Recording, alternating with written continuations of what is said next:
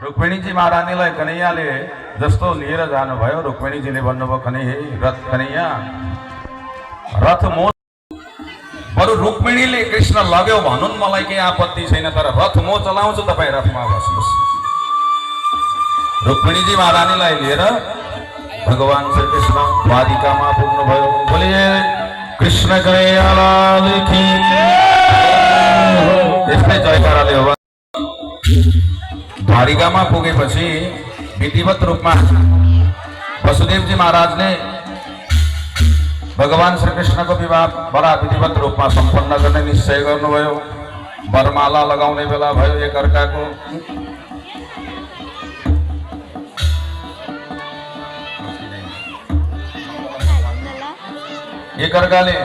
एकअर्कालाई वरमाला लगाउँदैछन्। गुरुजीहरू ब्राह्मणहरू मन्त्र पाठ गर्दैछन् वरमालाको निम्ति। भगवान विष्णु मङ्गलम गरुडध्वज मंगलम पुंडरीकाक्ष वरदराजस्तवं